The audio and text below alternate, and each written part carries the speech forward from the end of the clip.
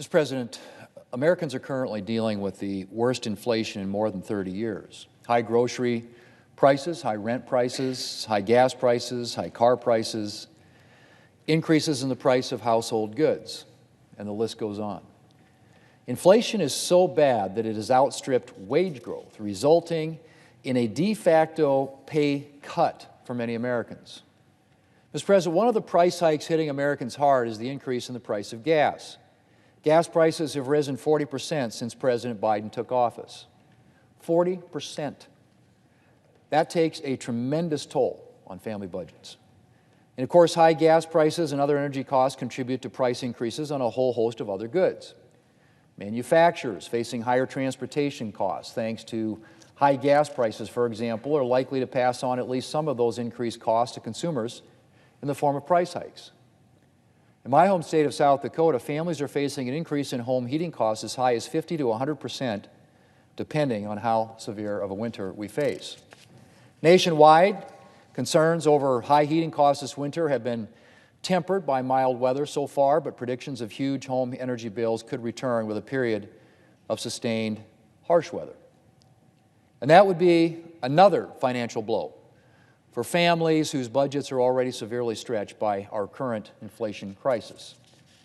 It's easy for, say, a wealthy Democrat politician to dismiss the consequences of inflation, but for families living paycheck to paycheck, an increase in the grocery bill or heating costs or the cost of a tank of gas can mean tough decisions, like choosing between adequately heating the house or filling the car to get to a job.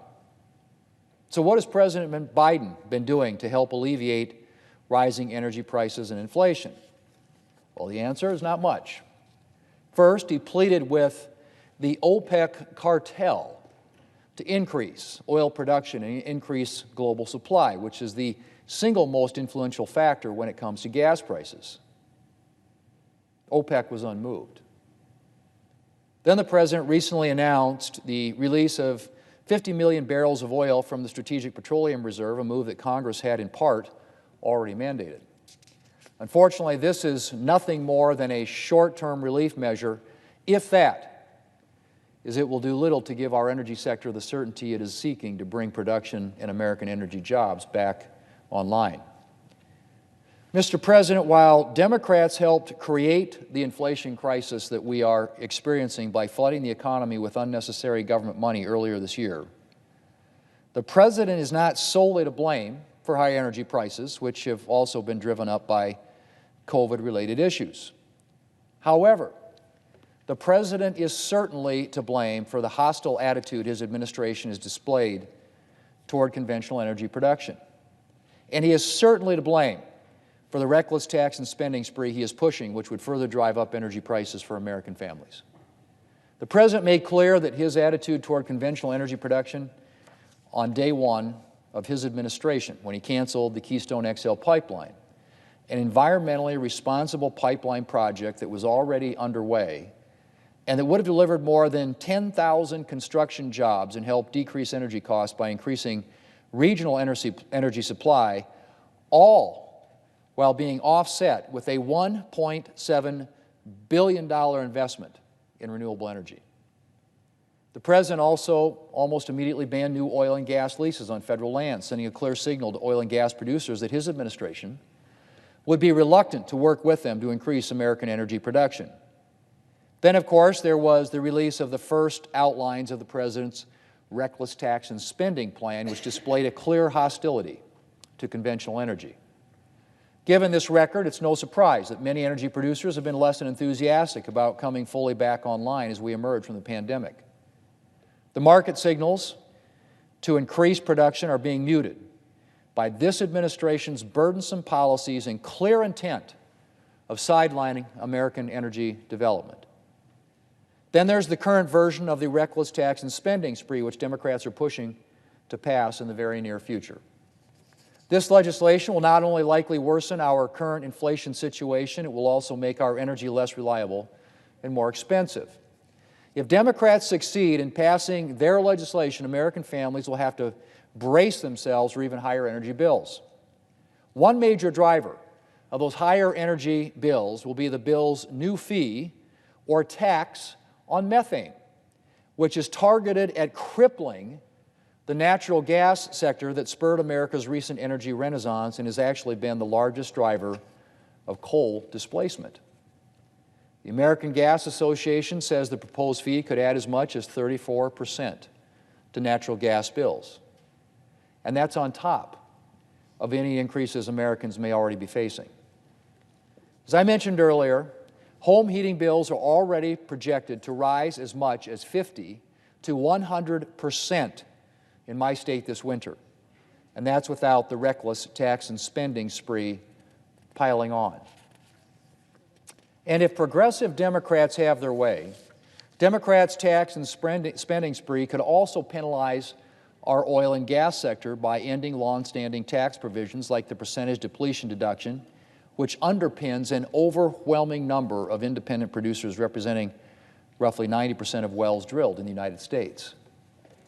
Simply put, this administration wants to make it more expensive and more difficult to develop our abundant energy resources in favor of their preferred energy technologies and electric vehicles with predictable consequences for Americans' pocketbooks. And just a word about those electric vehicles, Mr. President. The President's Transportation Secretary recently suggested that families feeling the pinch of high gas prices could solve their problem by buying an electric vehicle, which would allow them to, and I quote, never have to worry about gas prices again, end quote. Well, I have news for the President's Transportation Secretary. A lot of Americans can't afford to replace their car with an electric vehicle. Not to mention that electric cars and trucks are still not a practical option for many Americans for other reasons. Secretary Buttigieg's statement shows just how far out of touch Democrats have become with ordinary Americans. Mr. President, I know Democrats are deeply invested in their Green New Deal fantasies of an instant, mostly electric energy regime. But the reality is that American consumers will need to use liquid fuels and electricity and heat from natural gas well into the future.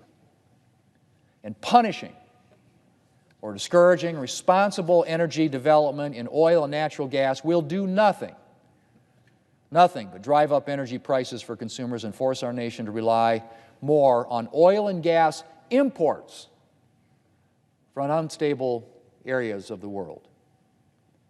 We should be encouraging American energy development of every kind, from oil and natural gas to wind, solar, and biofuels, not artificially picking winners and losers and discouraging essential energy production. And with American consumers struggling with long-term inflation, the last thing we need to be doing right now is passing legislation that will drive up energy prices. Unfortunately, if Democrats have their way and succeed in passing their tax and spending legislation, Americans will soon be able to add even higher energy bills to the list of challenges that they're currently facing. So much for building back better for the American people. Mr. President, while I'm on the topic of energy, I'd like to briefly comment on yesterday's announcements from the EPA and USDA concerning biofuels. To put it simply, the administration can't have it both ways on the renewable fuel standard, something agriculture stakeholders in South Dakota know all too well. Yesterday, the EPA announced a proposal to take the unprecedented step of clawing back previously set biofuel blending targets. 2020 volumes would be reduced by 2.5 billion gallons, and 2021 would see a reduction. Now the EPA is trying to sell this by simultaneously proposing an increase in the 2022 blending volumes, which on its own would be favorable. But it's far from enough to make up for the lost gallons.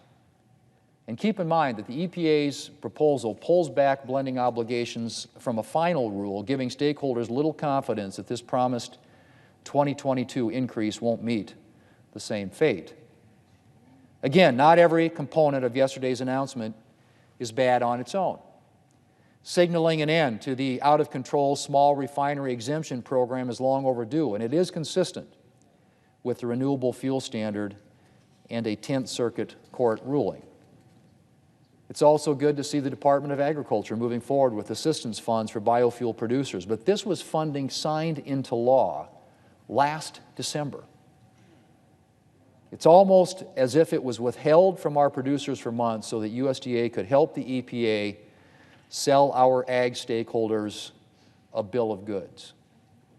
Mr. President, I urge the administration to make good on its commitments to our farmers and to finally leverage American biofuels for the energy and environmental solution that they can provide.